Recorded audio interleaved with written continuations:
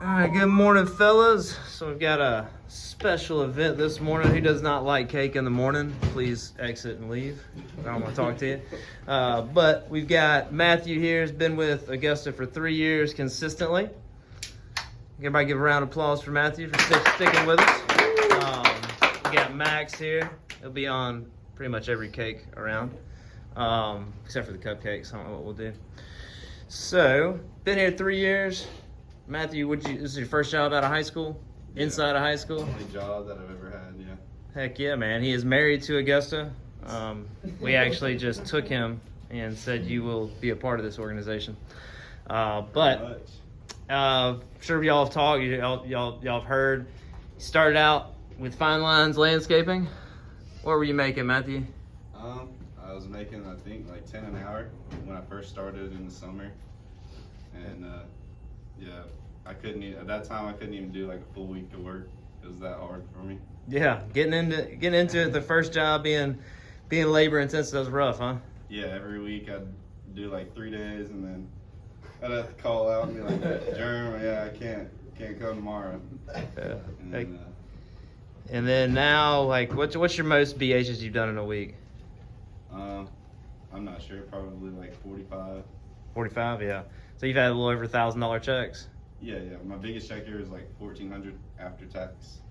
And was that about 3.5 times what you were making when you first started? Yeah. 3 years ago? Yeah. So that's pretty awesome. And then for those of y'all, I'm sure everybody knows, but some of the detail that Matthew's had to go through, he had to learn how to use a weed eater. So if some of y'all are in that boat right now. Yeah, the edger was the hardest thing for me. Like, I don't know. Do you remember that, Jeremy? Me trying to use the edger on that 1 yard?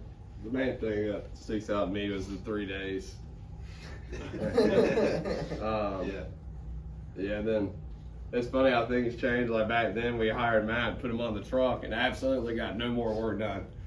We just had good company. Yeah, I'm not taking away from you. I'm just saying like how we do business now. Our training wasn't good. Our training was terrible. Now is we're like, hey, let's put this guy on the truck and just start losing even more money. Like my whole first year, I didn't even drive a trailer. Yeah, that's a good thing. You're young. But well, that's awesome, man. And then for those y'all don't know, like y'all see Matthew as he is now, but when he came on, he was just like a lot of you new guys, learning how to use the equipment, not getting the stamina up, things like that. And then as years progressed, he became one of our top producers, and that's another aspect of growing in a field, in any field. You start out not knowing anything, everything's unfamiliar, everything feels weird, and you feel like you suck. But if you take that mindset and you're like, well, that's great, that's how I feel right now, but I'm gonna go in, I'm gonna dig deep, I'm gonna find what's inside of me, and I'm gonna get better at it. You develop the skills and you get really good at the job, of producing. And you can only earn so much doing that, because your body and the time and the day that allows it. So what was the most you made in the field, Matthew? Was it this past year?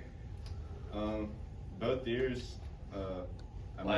You mean the last 2 years? Yeah, the past 2 years I made 50 grand each year. Last year was like 53,000. Heck yeah, man. That's excellent. And so that's in the field. That's probably the highest that you could probably make in the field. And then what you have to do is you get good at something, right? You feeling comfortable. And then so in order to go a bit higher, you got to start doing leadership type stuff. You got to learn some verbal communication skills. You got to a little bit of computer work, mainly communication, mainly how to manage people or talk to customers and stuff. And so, can you talk just briefly about that, as far as that, learning about that, some of the things you might have been kind of, I don't know, not scared of, but nervous about, or just kind of fumbling? Yeah, like talking to clients is pretty scary. So just a thing you gotta learn about doing it. It's always a little nerve-wracking, like calling them about cards, and even doing estimates is a little, frightening when you've never done it. And that's a big thing. You learn stuff like we just did 10 minutes ago, and that guy, said, hey, I'd like this done for 500, and you'd ran that by me. I came up with a good explanation why we would decrease the price. So yeah, negotiating prices. 5-star review, Christy and Gabe, we don't have a Christy, from Christy. is Gabe and Connor. So that just came through the feed. Nice. Excellent, guys. It's $25 a piece. Awesome news. Sorry, a little ADD. Still got a little squirrel in me. But yeah. So Matthew, like, just want to kind of tell the story to the younger guys. Even if people don't, a lot of people who are wanting to go to the military, people who want to do real estate.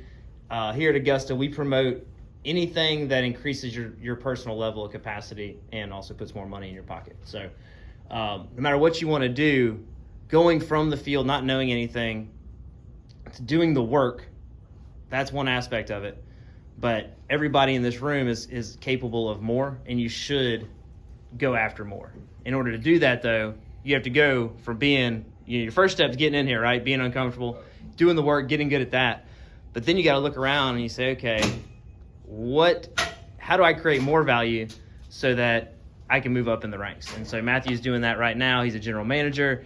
He has done that because he has asked us questions. How do I become a general manager? That's the first one. Like, hey, how do I do this? Well, there's a good bit of information up there. We talked to Jeremy and myself and things like that. But also anything in y'all's careers. If you ever need anything, we're here for you. But yeah, I just want to say I appreciate you, Matthew. And I look forward to you kicking butt in North Augusta and going after those BHs and you finally finding one of these poor souls that you're going to take under your wing.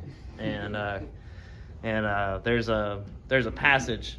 No, I'll make it short. I'm terrible at remembering specifics except for numbers.